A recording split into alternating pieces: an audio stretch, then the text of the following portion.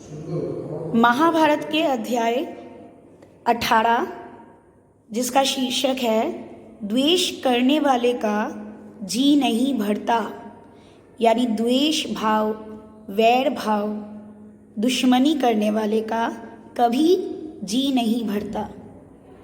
चलिए आइए हम इस पाठ को पढ़ते हैं। पांडवों के वनवास के दिनों में कई ब्राह्मण उनके आश्रम गए थे। वहां से लौटकर वे हस्तिनापुर पहुंचे और धृतराष्ट्र को पांडवों के हाल चाल सुनाए। धृतराष्ट्र ने जब ये सुना कि पांडव वन में बड़ी तकलीफें उठा रहे हैं तो उनके मन में चिंता होने लगी। लेकिन दुर्योधन और शकुनी कुछ और ही सोचते थे। कर्ण और शकुनी दुर्योधन की चापलूसी किया करते थे। चापलूसी करना मतलब दुर्योधन के हाँ में हाँ मिलाना। किंतु दुर्योधन को भला इतने से संतोष कहाँ होता। वह कर्ण से कहता, कर्ण, मैं तो चाहता हूँ कि पांडवों को मुसीबतों में पड़े हुए अपनी आंखों से देखूं। इसलिए तुम और मामा शकुनी कुछ ऐसा उपाय करो कि वन में जाकर पांडवों को देखने की पिताजी से अनुमति मिल जाए। यानी मैं अपनी आंखों से पांडवों को मुसीबत में पड़ा हुआ देखना चाहता हूँ। कर्ण बोला, द्वैत वन में कुछ बस्तियां हैं जो हमारे अधीन हैं। ठीक है, हर साल उन बस्तियों में जाकर चौपायों की गणना करना राजकुमारों का ही काम होता है। चौपाए यानी 4 पैरों वाले जानवर, उनकी गणना की जाती है। गणना यानी सर्वे, कितने जानवर हैं कितना नहीं है। बहुत समय से ये प्रथा चली आ रही है कि राजकुमार जाकर इन चौपायों की गणना करते हैं। इसलिए उस बहाने हम पिताजी की अनुमति आसानी से प्राप्त कर सकते हैं। कर्ण अपनी बात पूरी तरह से कह भी नहीं पाया था कि दुर्योधन और शकुनी मारे खुशी के उछल पड़े। राजकुमारों ने भी धृतराष्ट्र से आग्रह पूर्वक प्रार्थना की कि वह इसकी अनुमति दे दे, किंतु धृतराष्ट्र नहीं माने। दुर्योधन ने विश्वास दिलाया कि पांडव जहाँ होंगे वहाँ वे सब नहीं जाएंगे और बड़ी सावधानी से काम लेंगे। विवश होकर धृतराष्ट्र ने अंत में अनुमति दे ही दी। एक बड़ी सेना के साथ कौरव द्वैतवन में पहुँचे या द्वैतवन के लिए रवाना हो गए। दुर्योधन और कर्ण फूले नहीं समाते थे, यानी बड़ी खुशी में थे। उन्होंने पहुंचने पर अपने डेरे ऐसे स्थान पर लगाए जहां से पांडवों का आश्रम 4 कोस की दूरी पर ही था।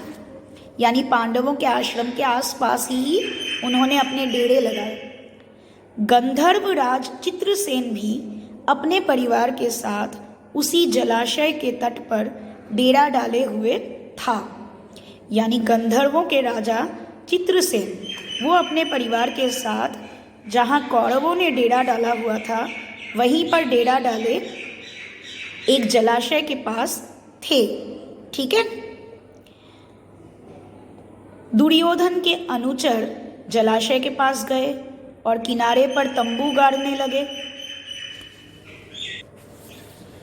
तो जलाशय के पास ही किनारे पर तंबू गाड़ने लगे। कौन? दुर्योधन के अनुचर, यानी दुर्योधन के ही जितने सेवक थे वे सब। इस पर गंधर्वराज के नौकर यानी गंधर्वराज के जो अनुचर थे वे सभी बहुत गुस्सा हो गए, बिगड़ गए और दुर्योधन के अनुचरों की उन्होंने खूब खबर ली, खूब डांटा, उनको भगाने की कोशिश की। वे कुछ न कर सके और अपने प्राण लेकर भाग खड़े हुए। कौन? दुर्योधन के अनुचर। दुर्योधन को जब इस बात का पता चला तो उसके क्रोध की सीमा नहीं रही। वह अपनी सेना लेकर तालाब की ओर बढ़ा। वहां पहुंचना था कि गंधर्वों और कौरवों की सेनाएं आपस में भिड़ गई, यानी दोनों में युद्ध शुरू हो गया। घोर संग्राम छिड़ गया। यहाँ तक कि कर्ण जैसे महारथियों के भी रथ और उसके अस्त्र चूर चूर हो गए और कर्ण जैसे महारथी वे भी उल्टे पांव भाग खड़े हुए। अकेला दुर्योधन लड़ाई के मैदान में अंत तक डटा रहा। गंधर्वराज चित्रसेन ने उसे पकड़ लिया, फिर रस्सी से बांधकर उसको अपने रथ पर बैठा लिया और शंख बजाकर विजय घोष किया। यानी गंधर्वराज चित्रसेन और उनकी सेना बहुत बलशाली थी। पहले तो कर्ण भाग खड़ा हुआ, फिर दुर्योधन पकड़ा गया, उसे अपने रथ पर बांधकर बैठा लिया और उन्होंने शंखनाद के द्वारा, शंख की आवाज़ के द्वारा ये घोषणा कर दी कि विजय उनकी हुई है। ठीक है। जब युधिष्ठिर ने सुना कि दुर्योधन और उसके साथी अपमानित हुए हैं, तो उसने गंभीर स्वर में कहा, भाई भीमसेन, ये हमारे ही कुटुंबी हैं, यानी हमारे ही परिवार के लोग हैं। तुम अभी जाओ और किसी तरह अपने बंधुओं को गंधर्वों के बंधन से छुड़ा लाओ। यानी हमारे कुटुंबियों को गंधर्व लोगों ने बंदी बना लिया है, तुम उन्हें बंधन मुक्त करो। युधिष्ठिर के आग्रह पर भीम और अर्जुन ने कौरवों की बिखरी हुई सेना को इकट्ठा किया और फिर वे सब मिलकर गंधर्वों पर टूट पड़े। अंततः गंधर्वराज हार गए और उन्होंने कौरवों को बंधन मुक्त कर दिया। इस प्रकार अपमानित हुए कौरव हस्तिनापुर लौट गए।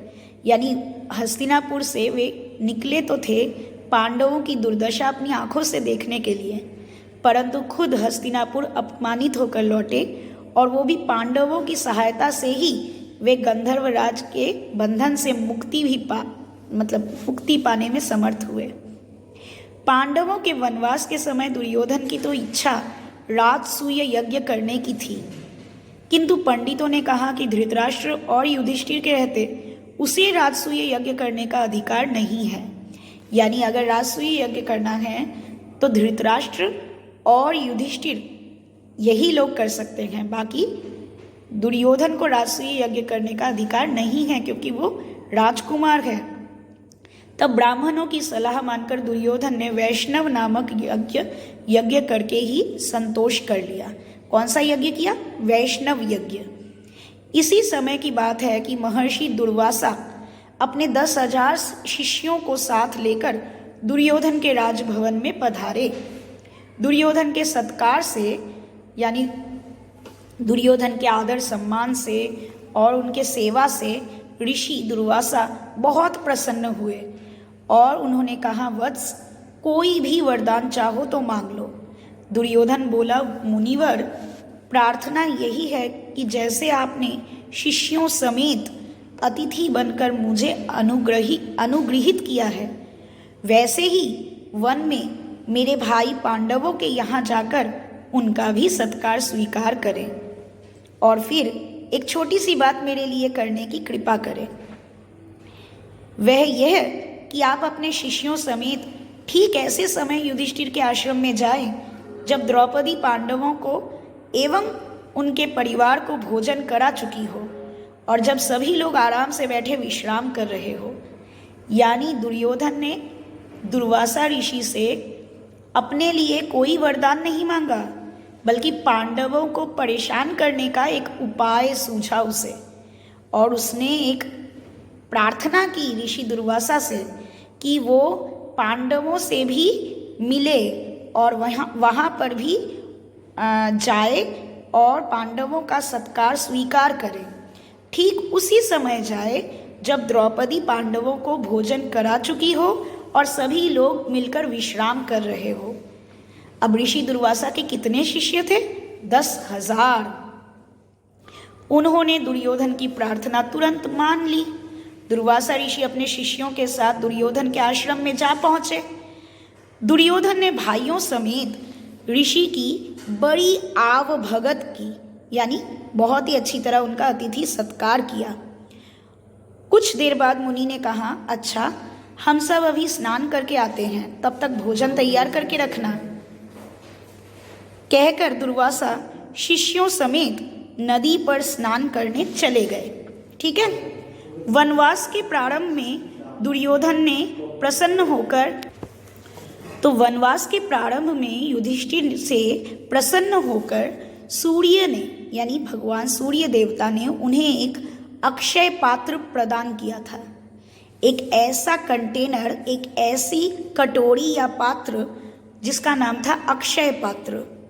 ठीक है, और कहा था कि 12 बरस तक इसके द्वारा मैं तुम्हें भोजन दिया करूँगा। इसकी विशेषता ये है कि द्रौपदी हर रोज़ चाहे जितने लोगों को इस पात्र में से भोजन खिला सकेगी, यानी उनके पास भोजन का कभी अभाव नहीं होगा। द्रौपदी जब चाहे इस पात्र में से भोजन निकालकर जितने भी चाहे लोगों को परोस सकेगी, खिला सकेगी। परंतु सबके भोजन कर लेने पर जब द्रौपदी स्वयं भी भोजन कर चुकेगी, तब क्या होगा? तब इस बर्तन की ये शक्ति खत्म हो जाएगी, अगले दिन तक के लिए लुप्त हो जाएगी। यानी एक बार अगर यहाँ से भोजन कर लिया और द्रौपदी ने भी अगर स्वयं भोजन कर लिया, तो फिर अगले दिन तक इसमें कोई शक्ति या कोई जादू काम नहीं करेगा। फिर जब अगला दिन आएगा तभी इसमें खाना आएगा। अब जिस समय दुर्वासा ऋषि आए उस समय तो सभी को खिला पिलाकर द्रौपदी भी भोजन कर चुकी थी। इसीलिए सूर्य देवता का अक्षय पात्र उस दिन के लिए खाली हो चुका था। अब उसमें भोजन नहीं आने वाला, क्योंकि द्रौपदी खुद भी भोजन कर चुकी है। द्रौपदी बड़ी चिंतित हो उठी और कोई सहारा न पाकर उसने परमात्मा की शरण ली। इतने में श्री कृष्ण कहीं से आ गए और सीधे आश्रम के रसोई घर में जाकर द्रौपदी के सामने खड़े हो गए। यानी श्री कृष्ण अचानक ही पांडवों के आश्रम में प्रकट हुए, द्रौपदी के सामने रसोई घर में चले गए और बोले, बहन कृष्णा, यानी द्रौपदी को वो कृष्णा के नाम से भी बुलाते थे। बहन कृष्णा, बड़ी भूख लगी है, कुछ खाने को दो। द्रौपदी अब और भी दुविधा में पड़ गई। कृष्ण बोले, जरा लाओ तो अपना अक्षय पात्र, देखें कि उसमें कुछ है भी या नहीं। द्रौपदी हड़बड़ाकर बर्तन ले आई।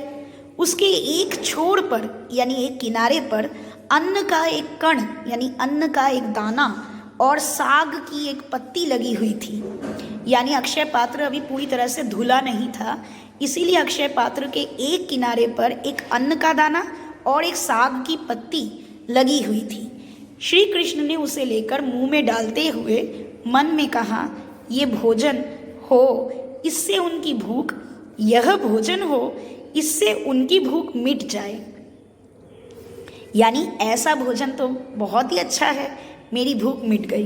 द्रौपदी तो ये देखकर सोचने लगी, कैसी हूँ मैं कि मैंने ठीक से बर्तन को धोया भी नहीं, इसलिए उसमें अन्न का कण और साग लगा हुआ था और वसुदेव को वही झूठा खाना पड़ा।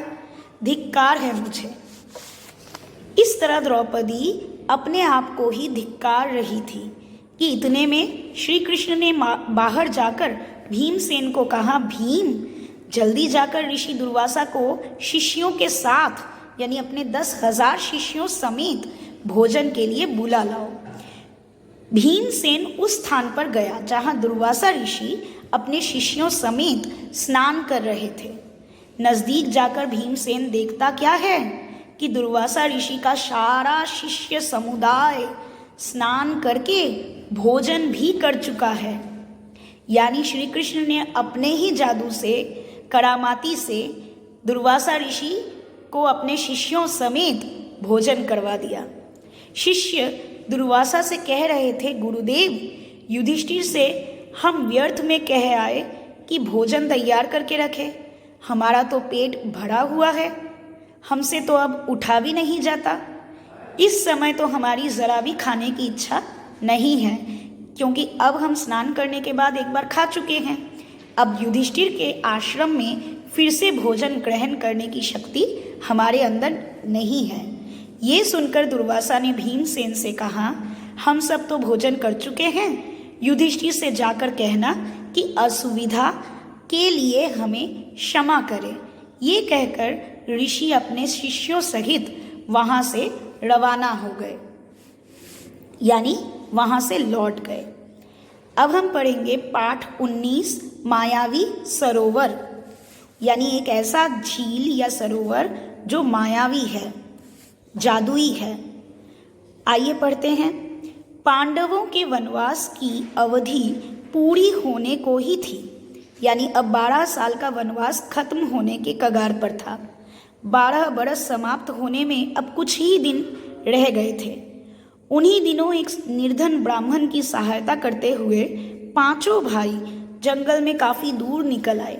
एक ब्राह्मण काफी निर्धन था, उसकी सहायता करने के लिए ये पांचों भाई जंगल में काफी दूर निकल आए और काफी थक गए, सो जरा सुस्ताने लगे, यानी वे जरा आराम करने लगे। युधिष्ठिर नकुल से बोले, भैया जरा उस पेड़ पर चढ़कर देखो तो सही, कहीं कोई जलाशय या नदी दिखलाई दे रही है या नहीं।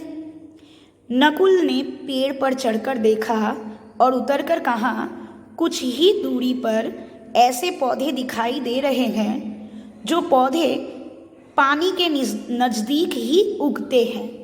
यानी कुछ ऐसे पौधे दिखाई दे रहे हैं जो पानी के नज़दीक उगने वाले पौधे हैं, यानी आसपास कुछ बगुले भी बैठे हुए हैं। वहीं कहीं आसपास पानी अवश्य होना चाहिए। युधिष्ठिर ने कहा कि जाकर देखो और पानी मिले तो ले आओ। ये सुनकर नकुल तुरंत पानी लाने चल पड़ा। कुछ दूर चलने पर अनुमान के अनुसार नकुल को एक जलाशय मिला। उसने सोचा कि पहले तो मैं अपनी प्यास बुझा लूं, फिर तरकश में, यानी धनुष तीर रखने की जो तरकश होती है उसमें पानी भरकर भाइयों के लिए ले जाऊंगा।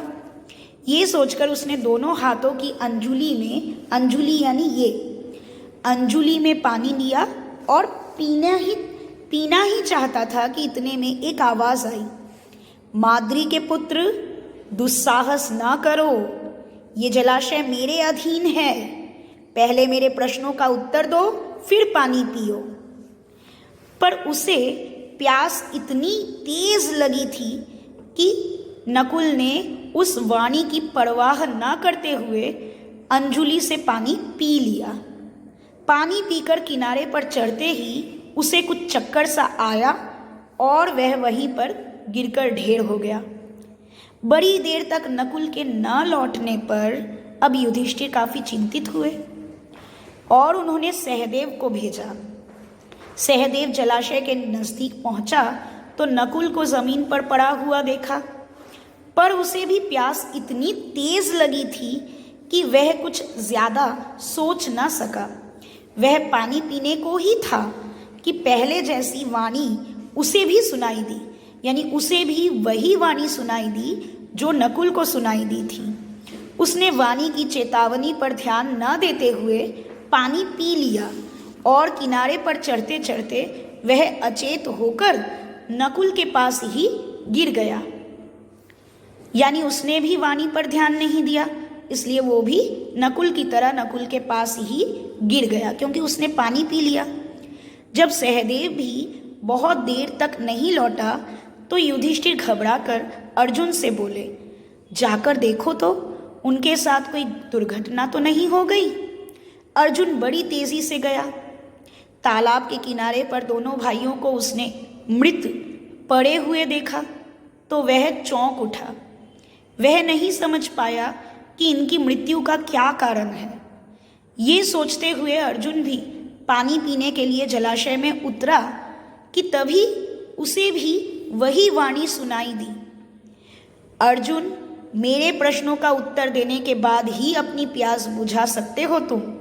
ये तालाब मेरा है, मेरी बात नहीं मानोगे तो तुम्हारी भी वही गति होगी जो तुम्हारे दो भाइयों की हुई है।